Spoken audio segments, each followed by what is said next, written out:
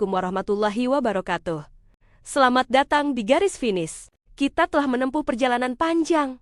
Mulai dari membedah fonem terkecil, merakit morfem, menyusun frasa, hingga mengatur lalu lintas kalimat dalam sintaksis. Hari ini, di kegiatan belajar 14, kita akan melakukan sintesis. Kita akan menghubungkan mesin morfosintaksis yang telah kita pelajari dengan dua dunia yang tak terpisahkan, makna semantik dan konteks pengguna interferensi.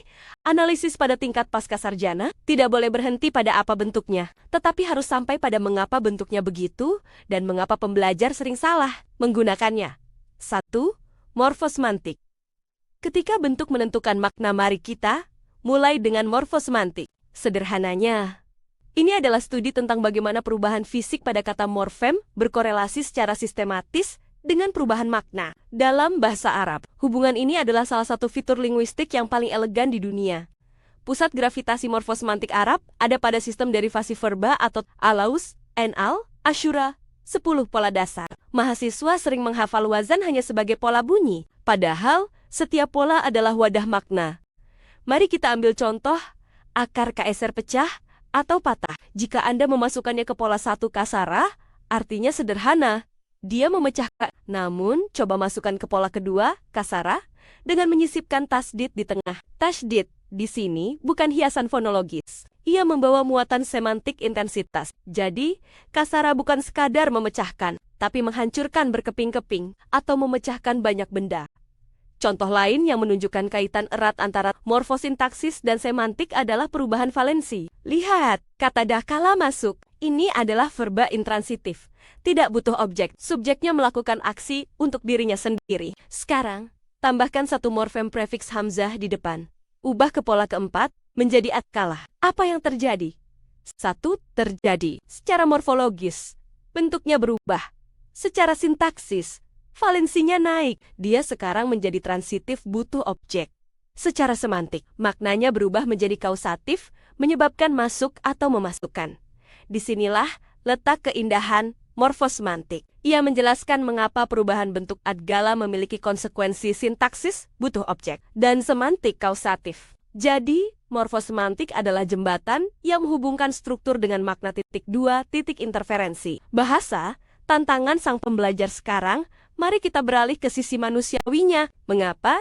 Meskipun sistem ini begitu teratur, mahasiswa kita sering melakukan kesalahan fatal dalam menyusun kalimat Arab. Jawabannya adalah fenomena interferensi bahasa al-tadkhil al-lagok. Ini terjadi ketika perangkat lunak bahasa pertama, B1, bahasa Indonesia atau daerah, masih berjalan di latar belakang saat otak sedang mencoba memproses. Bahasa kedua, B2, bahasa Arab. Kaidah B1 menabrak dan mengacaukan kaidah B2. Dalam konteks morfosintaksis, ada 3 zona tabrakan utama.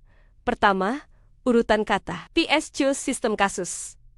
Bahasa Indonesia adalah bahasa yang mengandalkan urutan kata, word order. Subjek pasti di depan, objek pasti di belakang. Bahasa Arab mengandalkan infleksi kasus 16 IR. Subjek ditandai damah, objek ditandai fathah. Dimanapun posisinya, interferensi terjadi ketika mahasiswa mentransfer logika Indonesia ke Arab. Mereka berpikir asalkan kata itu ada di depan, dia adalah subjek, sehingga mereka mengabaikan tanda IR. B. Mereka mungkin menulis daraba Zaidan. Amrun Amr memukul Zaid, tapi karena Zaidan di depan setelah verba, mereka menerjemahkannya Zaid memukul Amr. Ini adalah kegagalan fatal dalam memahami fungsi sintaksis morfem infleksi. Kedua, kegagalan agreement kesesuaian. Bahasa Indonesia sangat longgar soal agreement. Dia ganteng laki-laki dan dia cantik perempuan. Kata dia, nya sama. Bahasa Arab sangat obsesif dengan agreement. Verba harus sesuai dengan subjek dalam hal gender dan bilangan. Adjektiva harus sesuai dengan nomina dalam 4 hal definiteness, gender, bilangan, kasus. Contoh klasik interferensi adalah pada jamak talks, broken plural benda mati. Dalam logika Indonesia, buku-buku adalah jamak. Titik.